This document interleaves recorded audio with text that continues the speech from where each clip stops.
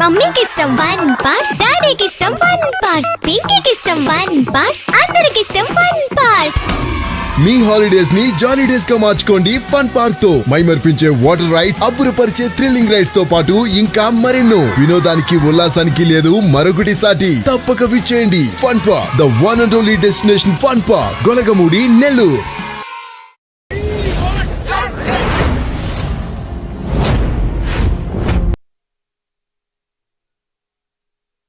వెంటనే అవుతానే కాదు, చర్చ జరుగుతుంది.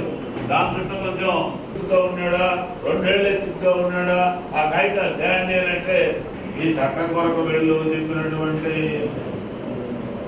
అప్పుడు వాదనలు ఒక వాదన. ఉదాహరణకి సంచార కమిటీ రిపోర్టు వృత్తులు వాళ్ళు చేస్తున్నారు అనేదాన్ని ఇందులో కూడా ఏం చెప్పారు, షియాలు సున్నీలు తర్వాత భాగం ముస్లింలలో మళ్ళీ ఒక 40-50% మంది. లౌకిక రాజ్యాంగ పరిరక్షణ వేదిక పేరుతో ఈరోజు ఇక్కడ రౌండ్ టేబుల్ సమావేశం జరుగుతుంది. ఈ రౌండ్ టేబుల్ సమావేశంలో అనేక రాజకీయ పార్టీలు, ప్రజా సంఘాలు పాల్గొన్నాయి. ప్రధానంగా ఈ వక్ఫ్ సవరణ చట్టానికి వ్యతిరేకంగా ఈ సదస్సు నిర్వహిస్తున్నాం. ఏదైతే ఈ సవరణ తీసుకొచ్చారో బీజేపీ ప్రభుత్వం, ఆర్ఎస్ఎస్ వెనకుండి దీన్ని నడిపిస్తుంది. భారతదేశంలో పార్లమెంటులో 288 మంది వ్యతిరేకించిన వాళ్ళందరూ ముస్లిమ్స్ కాదు, అందరూ ఉన్నారు. ఈ రాజ్యాంగాన్ని, లౌకిక రాజ్యాంగాన్ని కాపాడాలి.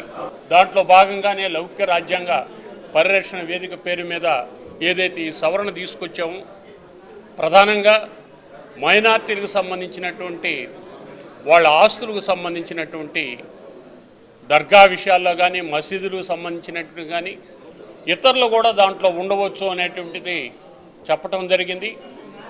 అయితే 22 మంది ఉంటే 4 ఉండొచ్చు, 11 మంది ఉంటే 2 ఉండొచ్చు అనేటువంటిది కూడా ఈరోజు చెప్తున్నారు.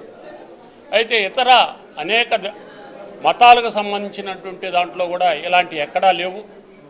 రాజ్యాంగ పరిరక్షణ వేదిక వాళ్ళు నిర్వహించినటువంటి వక్ఫ్ సవరణ చట్టానికి సంబంధించినటువంటి రౌండ్ టేబుల్ సమావేశంలో కాంగ్రెస్ పార్టీ తరఫున మమ్మల్ని ఆహ్వానించినందుకు కృతజ్ఞతలు తెలియజేస్తూ, ముఖ్యంగా ఈరోజు వక్ఫ్ చట్టానికి సంబంధించి ముస్లిం సోదరులందరూ కూడా దేశవ్యాప్తంగా నిరసన తెలియజేస్తున్నారు. ఈరోజు కూటమి ప్రభుత్వం, అక్కడ నరేంద్ర మోడీ గారు ప్రధానమంత్రి కుర్చీలో ఉండడానికి ప్రధానమైనటువంటి కారణం 2 వ్యక్తులు. ఒకరు చంద్రబాబు గారు, రెండోది నితీష్ గారు. చంద్రబాబు గారు ఈరోజు స్పష్టంగా ముస్లింలకు సంబంధించి వక్ఫ్ బోర్డులో ముస్లింలు కాకుండా ఇతర కులస్తులను కూడా మేము, ఇతర మతస్థులను కూడా మేము ఆ బోర్డులో పెడతామని స్పష్టంగా బిల్లులో పొందుపరిస్తే ఇది కనీస అన్యాయం. ప్రతి మతాన్ని మనం గౌరవించాలి, ప్రతి మతానికి ఒక స్వేచ్ఛ ఉంటుంది, స్వేచ్ఛ మత హక్కుల్ని మనం కాలరాయకూడదనేటటువంటి మత విశ్వాసాలు దెబ్బతిని దేశం మొత్తం మీద మతాల మధ్య చిచ్చుపెట్టి ఆ వచ్చేటటువంటి మంటల్లో చలిగాసుకునేటటువంటి బీజేపీ ప్రభుత్వానికి మీరు ఈరోజు మద్దతు తెలపడం, కనీసం దాన్ని ఆ సవరణ మీరు ప్రతిపాదించి దీనికి మేము ఒప్పుకోమని చెప్పాల్సినటువంటి బాధ్యత గల తెలుగుదేశం ప్రభుత్వం కావచ్చు, జనసేన కావచ్చు, ఈరోజు ముస్లిం సోదరుల్ని రోడ్డున పడేసేటటువంటి మాట వాస్తవం. కాబట్టి కాంగ్రెస్ పార్టీ స్పష్టంగా డిమాండ్ చేస్తుంది, వక్ఫ్ చట్టానికి సంబంధించి తెలుగుదేశం స్టాండ్ ఏంటి, జనసేన స్టాండ్ ఏంటి, అసలు మీరు ఇట్లాంటి చట్టాలని రూపొందిస్తుంటే వాటిని మీరు ఎందుకు ఒప్పుకుంటున్నారు? కనీసం ఇది తప్పు. ఇట్లాంటి చట్టాలు రావడం వల్ల రాబోయే రోజుల్లో ఈ యొక్క మత స్వేచ్ఛ దెబ్బతింటుంది, కులాల మధ్య, మతాల మధ్య వివాదాలు ఏర్పడతాయి అనేటటువంటిది చెప్పకపోవడం చాలా శోచనీయం.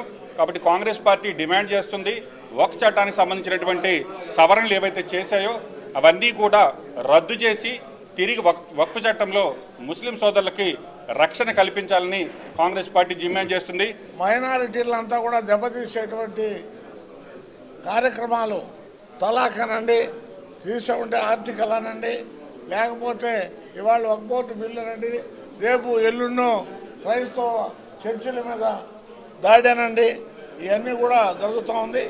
ప్రజల మధ్య చిచ్చు పెట్టి హిందూ మతోన్మాదాన్ని ఈ బీజేపీ, ఆర్ఎస్ఎస్ హిందూ రాజ్యాన్ని స్థాపించాలనేటువంటి ఒక బ్రహ్మాండమైనటువంటి ఈ దేశం లౌకిక పునాదుల మీద, రాజ్యాంగ వ్యవస్థ మీద, రాజ్యాంగ పరిరక్షణ వేదిక మీద మరి ఏర్పడినటువంటి ఈ దేశంలో మత కల్లోలను సృష్టించేటువంటి విధంగా మరి ఆ రకంగా బీజేపీ ప్రయత్నం చేస్తూ ఉంది. ఖచ్చితంగా వక్ఫ్ బోర్డు సవరణని ఏ పరిస్థితులు ఉపసంహరించుకోవాలా దాన్ని మరి ఆ రకంగా భారత కమ్యూనిస్ట్ పార్టీ సిపిఐ ఈ దేశ లౌకిక రాజ్యాంగాన్ని ఈ దేశ సమైక్యతను లౌకిక రాజ్యాన్ని నిలబెట్టుకోవడం ఈ దేశ ప్రజల యొక్క సామరస్య ఐక్యతను నెలకొల్పుకోవడం కోసం శక్తివంచన లేకుండా దేశవ్యాప్తంగా ప్రయత్నం చేస్తుంది. ఈ పోరాటంలో సిపిఐ తన వంతు పాత్ర నిర్వహిస్తుందని చెప్పేసి తెలియజేస్తూ ముగిస్తున్నాను.